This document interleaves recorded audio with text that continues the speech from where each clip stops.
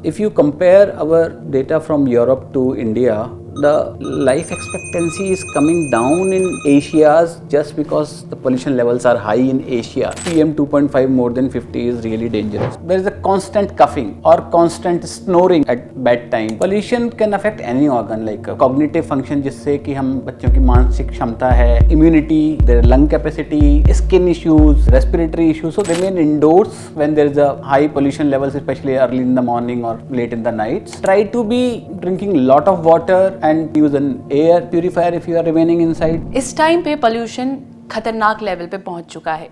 बड़े तो क्या, बच्चे भी इसकी चपेट में आ रहे हैं और कई तरह की परेशानियां उनको हो रही हैं। स्वागत है आपका एक बार फिर से thehealthsite.com में, और आज मेरे साथ पीडियाट्रिक मौजूद हैं doctor Amit. Welcome doctor. Hi, thank you. See doctor, अभी पोल्यूशन बहुत ज़्यादा बढ़ रहा है। बड़े तो अपने आप को जैसे तैसे प्रिवेंट कर लेते हैं, बच्चे उस पोल्यूशन से खुद को बचा नहीं पाते हैं।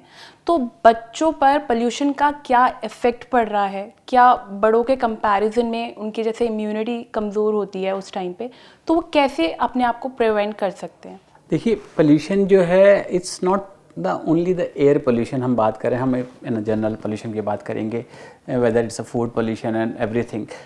Obviously there is a seasonal variation into it, but as a general pollution if I talk, हमारी almost life expectancy day by day कम होती जा रही है because of the pollution. Pollution can affect any organ like cognitive, paediatrics की बात कर रहा हूँ मैं, कॉग्निटिव फंक्शन, जिससे कि हम बच्चों की मानसिक क्षमता है, immunity, then their lung capacity, then their skin issues, then their respiratory issues. So there बहुत सारे इश्यूज़ होते हैं। इससे बचने का तरीका तो definitely it's has to be on a policy level, but what you can do at an individual level is just remain indoors when there is a high pollution levels, especially early in the morning or late in the nights, and try to be drinking lot of water, and you can use an air purifier if you are remaining inside. That's the way to go about it. Yeah. जैसे बच्चे बहुत ज़्यादा pollution में रह रहे हैं, school जाते हैं या खेलने के लिए जाते हैं, तो उस टाइम पे कुछ ऐसे लक्षण दिखाई देते हैं या ऐसे कोई सिम्टम्स जिन पर पेरेंट्स को गौर करना चाहिए? आजकल जैसे we are seeing a lot of respiratory illnesses के बच्चे बहुत खांस रहे हैं, रात में खांस रहे हैं, at some point of time they are just not, मतलब they are not sick otherwise, but there is a constant coughing और constant snoring at bed time पे, जब वो सो रहे हैं तो स्नोर कर रहे हैं। These are the signs of allergies because of आपका जो पोल्यूशन हो रहा है इतना, स्पेशली द एयर पोल्यूशन। तो वो थोड़ा ध्यान रखना चाहिए। If the child is not gaining weight, coughing too much, having noisy breathing, that is the basically red flags, जब आपको एक डॉक्टर से कंसल्ट करना चाहिए। तो क्या पोल्यूशन की वजह से बच्चों की इम्यूनिटी और उनके डेवलपमेंट पे कोई असर पड़ता है? डेफिनेटली कि बच्चों की इम्यूनिटी भी कम होती है, बिकॉज पोल्यूशन एक तरह का फॉरेन, मतलब जैसे आप इन्फेक्शंस को देखेंगे कि इन्फेक्शंस आएगा, हमारी बॉडी उससे फाइट करेगी, तो सेम वे पोल्यूशन में जो पार्टिकल्स हैं, जो गैसेस हैं, वो नेचुरल नहीं है। तो ऑक्सीजन नहीं है, प्लेन नाइट्रोजन नहीं है, there are sulphur dioxide, nitric dioxide, there are so many things around it. So जब हम उनको इनहेल करते हैं तो body take it as a foreign thing and body उसको रिएक्ट करती है। दैट इज़ वाई वो जो रिएक्शन है वो सारी बॉडी में होता है, इट्स नॉट कि सिर्फ लंग में हो रहा है, तो वो ब्लड में भी जाता है। Then you have a little inflammation called inflammation. जब पूरी बॉडी में इन्फ्लेमेशन हो रहा होता है तो your fighting power to the disease comes down. It's a paradoxical effect. So that's how it goes. तो डेफिनेटली हमारा इम्यूनिटी कम हो जाती है, बच्चों की ग्रोथ कम हो जाती है, they become more irritated because they are not able to have a proper sleep, snoring and all those things. So these causing a lot of trouble. फिर अगर सिम्टम्स की बात हम लोगों ने करी, तो अगर हम जानना चाहें तो कोई जैसे एज लिमिट है कि वहाँ पे सिम्टम्स अलग अलग हो किसी एज ग्रुप में, कि जैसे बहुत न्यूबॉर्न बेबीज़ हैं या फिर थोड़े ग्रोइंग एज वाले बेबीज़ हैं, तो उनमें सिम्टम्स कुछ अलग हैं कि कॉमन ही रहते हैं? मोर और लेस कॉमन सिम्टम्स होते हैं। जो न्यूबॉर्न है, दे बिकॉज वो अभी जस्ट एक्सपोज हुए हैं, they do not have any kind of immunity towards the outside pathogens. तो जब वो पोल्यूशन के कॉन्टैक्ट में आते हैं तो स्किन एलर्जीज थोड़ी ज़्यादा होती हैं। रादर देन कि उनको खांसी होगी या उनका नोज़ ब्लॉक होगा, वो थोड़ा सा रेयर होगा. जो toddlers हैं 2 years, 3 years, 4 years, they will be more having a nose block, cough, that kind of symptoms. Even the older ones, if you go beyond 5, 6 years of age, they will have a more of a irritability. थोड़ा सा cough cold तो रहेगा definitely, baseline nose block, but irritability is the major thing there. So pollution की वजह से बच्चों में कोई लॉन्ग टर्म मेडिकल कंडीशन देखने को मिलती है? As such कुछ अभी स्टडीज़ नहीं है जो ये कहेंगी कि पर्टिकुलरली ये प्रॉब्लम बच्चों में पोल्यूशन की वजह से हो जाती है. Definitely allergies are increasing, definitely the autism is increasing, definitely the behavioural issues are increasing, and all these have been linked to the pollution in some way or the other. But as such, pollution leading to a certain disease is not proven. There is a temporal correlation, like temporal correlation means when there is a pollution is high, that events of disease is high, but not that direct causative relation as such. सो जिन बच्चों को asthma है या allergy है उनमें ये higher risk? या definitely जिन बच्चों को ऑलरेडी हाइपर एलर्जीज़ हैं या हाइपर एक्टिव एयरवे डिजीज़ हम जिसको बोलते हैं वो है, they are more prone to high level of pollutions. If you talk about in a PM 2.5 level, so PM 2.5 more than 50 is really dangerous for those kids, especially because उनको बहुत ज़्यादा night का फ़ोन लगता है, they don't gain weight, their medications जो वो regular baseline medications पे हैं, those goes up.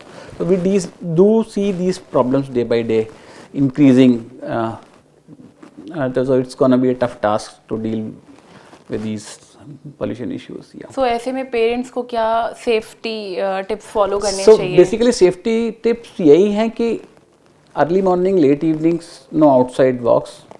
आपको अगर आउट वॉक करना है मे बी 11-12 इश, जो हाईली अनलाइकली है because they are school going kids.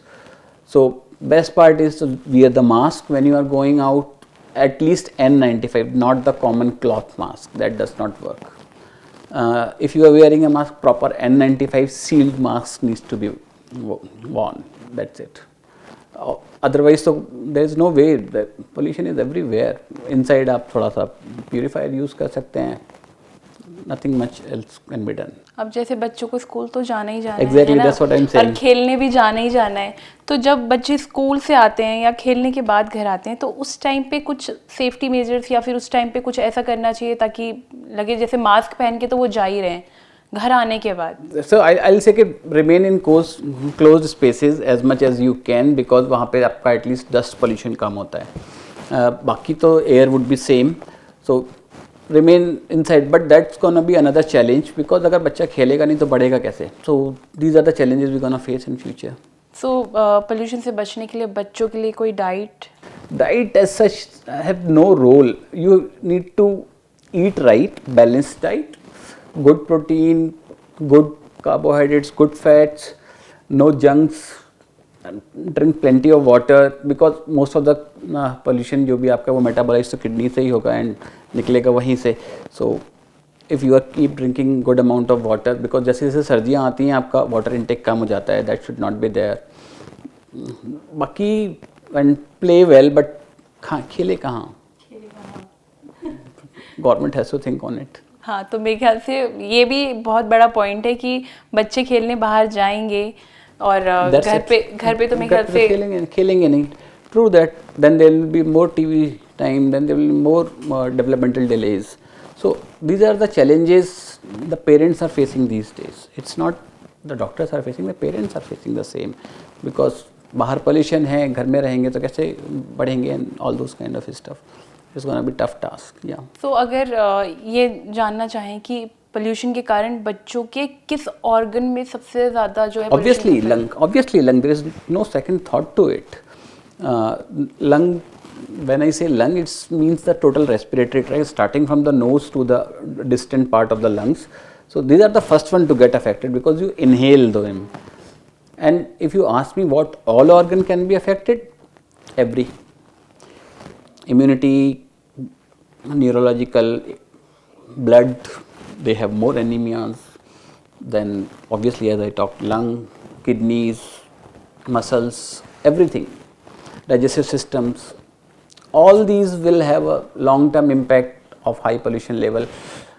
If you compare our data from Europe to India, the life expectancy is coming down in Asia just because the pollution levels are high in Asia, not India per se, we are talking about Asia, because we are urbanizing very fast and there's a lot of pollution going on, almost 3 times of the developed nation. So thank you so much doctor. I hope doctor के बताए हुए tips ज़रूर मेरे ख्याल से parents ध्यान से सुनेंगे और अपने बच्चों को इस बढ़ते पोल्यूशन से बचाएंगे. कमेंट करके ज़रूर बताएं आपको ये वीडियो कैसी लगी और हेल्थ से जुड़ी इस तरह के और भी वीडियोज़ के लिए आप लाइक एंड सब्सक्राइब ज़रूर करें द हेल्थ साइट.com.